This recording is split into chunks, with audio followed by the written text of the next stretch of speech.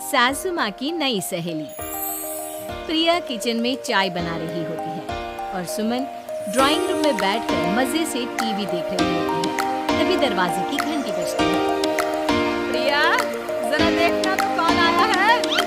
देखती हूँ मम्मी जी।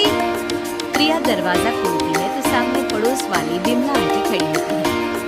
नमस्ते आंटी जी, कैसी हैं आप?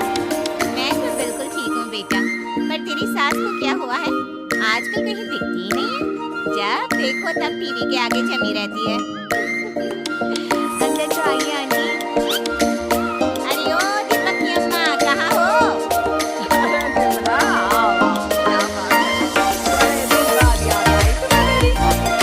मैं तो हमेशा ही तुम्हें याद करती हूँ, पर तुम ही गायब रहती हो।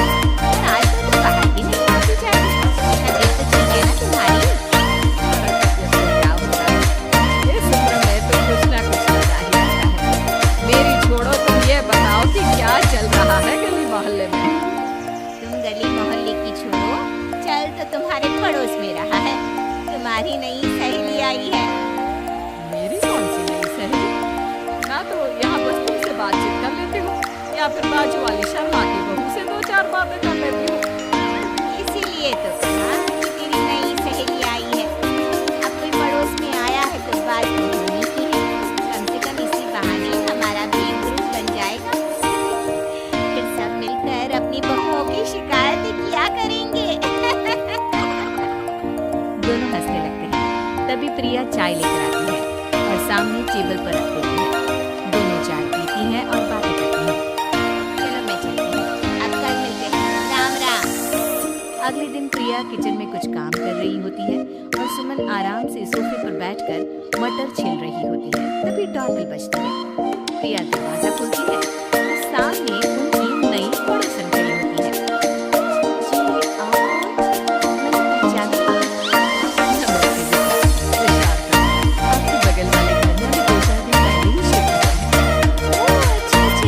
नमस्ते आंटी, अंदर आइए ना आप। देखिए तो मम्मी जी, आज कौन आया है? इतना कहकर प्रिया किचन में चाय बनाने चली जाती है।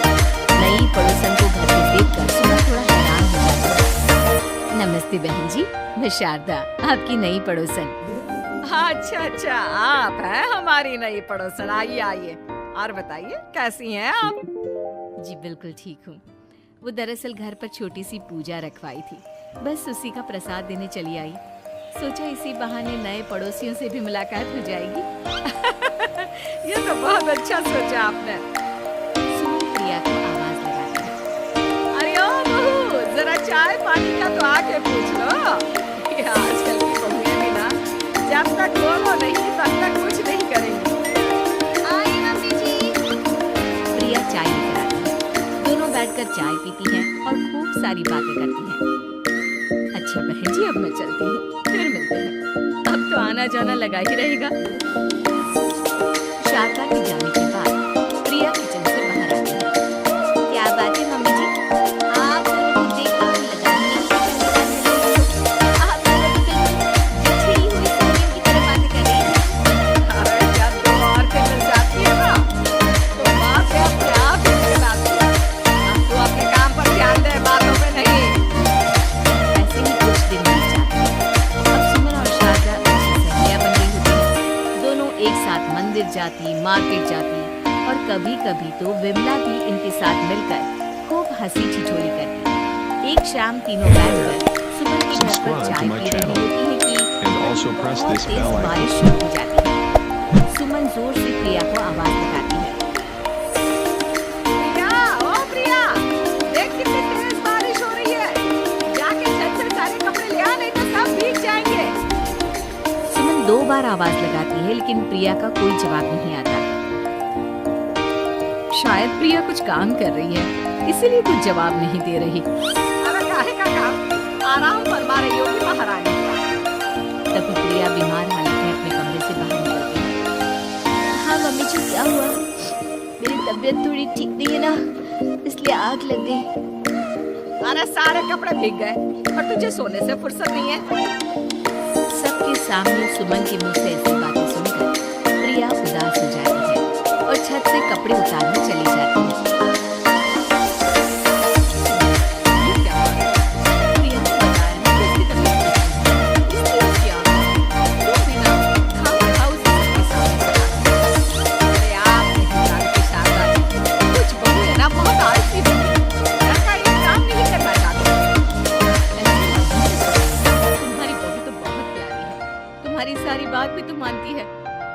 सुमन, तुम प्रिया के बारे में ऐसा क्यों सोचती हो? मेरी भी दो दो बहुएं हैं, लेकिन मैं उन्हें अपनी बेटियों की तरह रखती हूँ। आखिर वो भी तो किसी की बेटियां ही है ना। और अगर तुम ऐसा ही व्यवहार करोगी तो एक दिन प्रिया भी तुम्हारे साथ ऐसा ही बर्ताव करेगी। शारदा और विमला की बातें सुनकर सुमन की तो बोलती बंद हो जाती है। वहीं प्रिया भी बाहर से सारी बातें सुन रही होती है। अरे मैं कोई उसकी दुश्मन थोड़ी ना हूँ, मैं भी उसकी माँ हूँ। लेकिन कभी कभी साथ बनना पड़ता है, नहीं तो बहुएं हाथ से निकल जाती है। देखो सुमन, ये सब सोचना पड़ता है। Subscribe to अगर my तुम ये channel सोचोगी तो कभी and प्रिया को also अपनी press बेटी this नहीं bell बना icon. पाओगी। इतना कहकर शारदा और विमला वहां से चली जाती हैं और सुमन अकेले बैठकर उनकी बातें सोचने लगती है। अगले दिन प्रिया और दीपक अपने कमरे में बैठकर बात कर रहे होते हैं और सुमन उनके कमरे के बाहर कुछ काम कर रही होती है और उन दोनों की बातें सुन रही है। दीपक, तुम्हें पता है हमारे पड़ोस में जो शारदा आंटी है बहुत अच्छी है। अच्छा, ऐसा क्या हो गया जो तुम्हें वो इतनी अच्छी लगने लग गई? कुछ खास नहीं, बस कल जब मम्मी जी मुझे सबके सामने सुना रही थी तो शारदा आंटी ने मेरा साथ दिया। मैं तो सच में हैरान ही रह गई थी जब उन्होंने मम्मी जी को मुझसे ऐसा बर्ताव करने के लिए मना किया। अच्छा, फिर क्या हुआ? होना क्या था, शारदा आंटी तो मम्मी जी को समझा ही रही थी कि बहू को भी बेटी की तरह ही रखना चाहिए। लेकिन मम्मी जी तो मम्मी जी है ना, उन्हें तो मुझ में हमेशा कमी ही दिखती है। काश मुझे भी शारदा आंटी जैसी सास मिली होती जो मुझे भी अपनी बेटी जैसी समझती। सुमन ये सब सुनकर बहुत उदास हो जाती है और वहां से चली जाती है। प्रिया की बातें सुमन के कानों में बार बार गूंज रही थी। उसे बहुत शर्मिंदगी महसूस हो रही थी कि उसने प्रिया के साथ बहुत गलत किया है। अगले दिन सुमन शारदा और विमला को बुलाती है। क्या बात है सुमन, आज तुमने ऐसे अचानक क्यों बुलाया? तुम ठीक तो है ना? हाँ हाँ, सब ठीक है, तुम दोनों बैठो तो सही। तब तक दीपक और उसके पापा भी आ जाते हैं। प्रिया, तुम भी आ जाओ। क्या हुआ मम्मी जी, आपने बुलाया? हाँ प्रिया बेटा, मैं आज सबके सामने तुमसे माफी मांगना चाहती हूँ। मैंने आज तक तुम्हारे साथ बहुत बुरा व्यवहार किया है, लेकिन तुमने कभी भी मेरे साथ बुरा बर्ताव नहीं किया। मुझे अपनी गलती का एहसास हो गया है। हो सके तो मुझे माफ कर देना।